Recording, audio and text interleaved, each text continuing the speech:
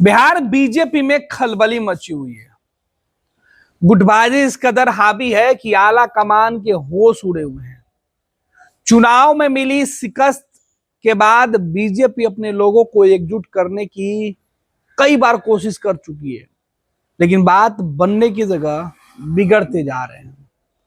मामला हाथ से निकलते देख आला कमान के कान खड़े हो गए हैं। यही वजह है कि आनन फानन में कुछ ही दिनों के अंतराल पर एक बार फिर से बीजेपी के राष्ट्रीय अध्यक्ष बिहार आ रहे हैं। जेपी नड्डा का आज कार्यक्रम है। कहा जा रहा है कि कार्यक्रम में जो विशेष तौर पर जो सदस्यता अभियान चलाई जा रही है, इसकी वो समीक्षा करेंगे। लेकिन इसके पहले भी नड्डा पटना आए थे और इसी तरीके की समीक्षा करके गए हैं। सदस्यता अभियान की शुरुआत करके गए हैं, निर्देश देकर गए हैं। लेकिन ऐसा क्या है कि बिहार जैसे राज्य में नड्डा को 2 बार कुछ ही दिनों के अंतराल में आना पड़ रहा?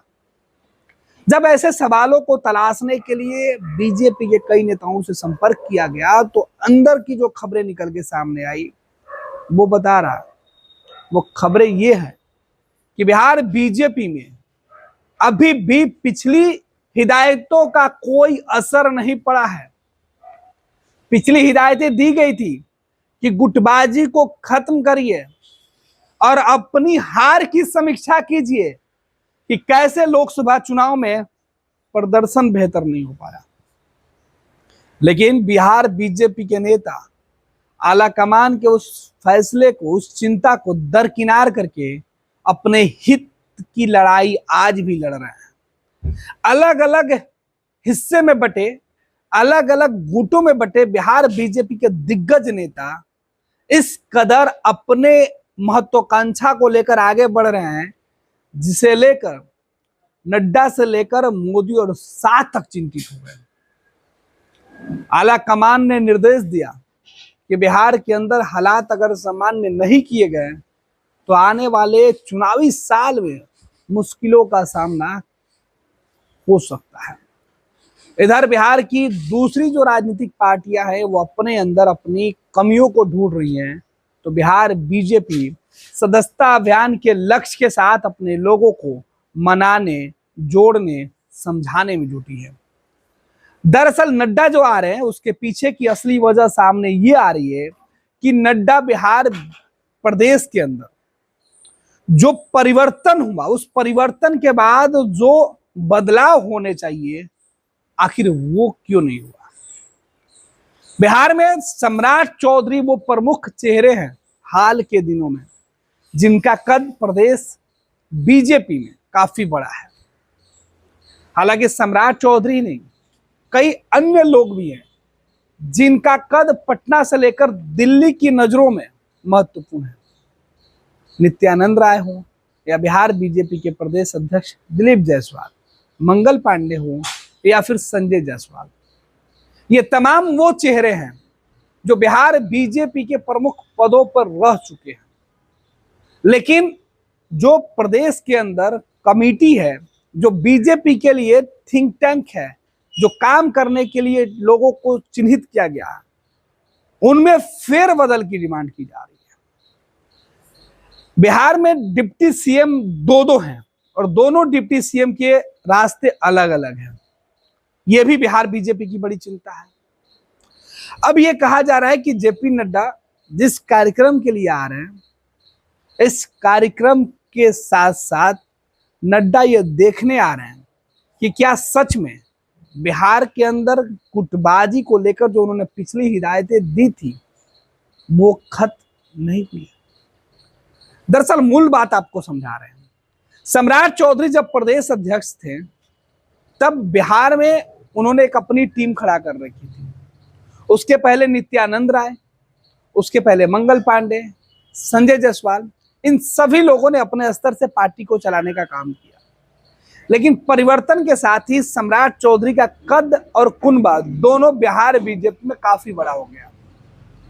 सम्राट चौधरी जब बिहार की सरकार में शामिल हुए उसके बाद उनके ऊपर दबाव आया कि पार्टी में पहले से जो कायदा है, जो नियम है कि एक व्यक्ति एक ही महत्वपूर्ण पद पर रहेगा।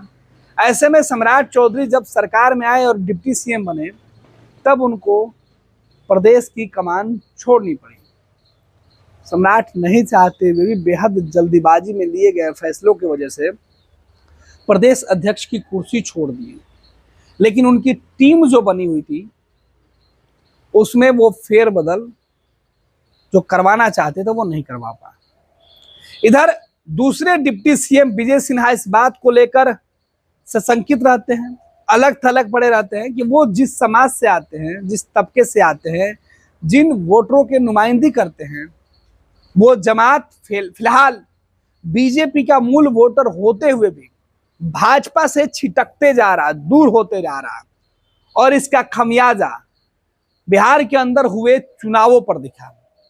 शाहाबाद का इलाका हो या फिर अलग अलग जगहों पर जो वोटों का समीकरण समझ में आया, वो बता रहा है कि किस तरीके से बिहार बीजेपी के जो मूल वोटर थे, जो कैडर वोटर थे, वो अपनी उपेक्षा से किस तरीके से नाराज है। ब्राह्मण, राजपूत, भूमियार, कायस्थ जो अग्रणी जाति के वोटर हैं वो बीजेपी से दूर हुए और नतीजा बीजेपी जिन 40 सीटों पर जीत का सपना देख रही थी वो सपना टूटकर धराशायी हो गया और बीजेपी बिहार में शिकस्त खा गई। इन्हें मनाने के लिए एक धड़ा काफी पहले से प्रयास कर रहा है और विजय सिन्हा हाल के वक्त में उसी धड़े की बात कर रहे हैं जिनको तरजीह नहीं मिल रही है। सम्राट चौधरी जिस समाज से आते हैं वो चाहते हैं कि उस मूल वोटरों को वो महत्वपूर्ण जगह दिलाए, लेकिन 2024 में सम्राट चौधरी का प्रयोग फेल हो गया और नीतीश कुमार, उपेंद्र कुशवाहा के मौजूदगी में सम्राट वो काम नहीं कर पाए जो वो करना चाहते थे, लिहाजा बीजेपी को नुकसान हुआ।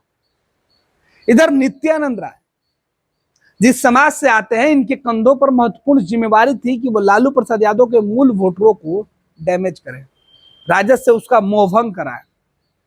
लेकिन चुनाव के जब नतीजे सामने आए तो वो पूरी तरीके से नहीं हुआ। तो नित्यानंद राय का गुट भी चाहता है कि प्रदेश की कार्य समितियों में, प्रदेश के अंदर जो कमिटी बने उसमें उनके लोगों को एडजस्ट किया जाए महत्वपूर्ण जगहों पर, जिससे वो बिहार के उन तबकों के अंदर जाकर कह सके कि हमारे लोगों को तरजीह दी जा रही है, ऐसे में आप बीजेपी के साथ जुड़े। संजय जायसवाल जो पूर्व प्रदेश अध्यक्ष हैं और दिलीप जायसवाल जो वर्तमान प्रदेश अध्यक्ष हैं, इनका यह मानना है कि पार्टी के अंदर सभी लोगों को एडजस्ट करके चलना है, लेकिन जो वैश्य समाज के वोटर हैं उनको भी तरजीह मिलनी चाहिए। सम्राट चौधरी के प्रदेश की कमान संभालने के बाद यह तबका दूर हो चला था। तो इस तरीके से हर व्यक्ति अपने लिए बीजेपी के अंदर महत्वपूर्ण जगह की तलाश में है। सम्राट चौधरी की नाराजगी को लेकर यह भी खबरें है कि सम्राट चौधरी का मानना है कि जब वो प्रदेश अध्यक्ष थे और मंत्री बने तो आला कमान ने बेहद जल्दीबाजी में फैसला लेकर उनको प्रदेश अध्यक्ष की कुर्सी से छुट्टी कर दिया। और दूसरे तरफ जो नए प्रदेश अध्यक्ष बने हैं उनके मंत्री बनने के बाद, वो मंत्री थे उनको प्रदेश अध्यक्ष बना दिया गया, लेकिन उनकी कुर्सी दोनों सलामत है। हालांकि जानी तय है, लेकिन क्यों? सम्राट गुट के कुनबे का यह भी मानना है कि दिलीप जायसवाल अब चाहते हैं कि वैसे लोगों को पार्टी में तरजीह दी जाए जो ताकतवर हों, जिनके पास धन और ताकत दोनों हो, पैसे की ताकत हो जो पार्टी को मजबूती की तरफ आगे ले जाए। बीजेपी का कल्चर ये नहीं रहा, जिसे लेकर जो पहले से संगठन से जुड़े हुए लोग हैं, जो पार्टी से जुड़े हुए लोग हैं, वो नाराज है। हालांकि दिलीप जायसवाल पहले से ही पार्टी के लिए फंड इकट्ठा करते रहे हैं, लिहाजा वो चाहते हैं कि जिस वक्त उनके हाथों में कमान है वो पार्टी को मजबूत स्थिति प्रदान कर सके।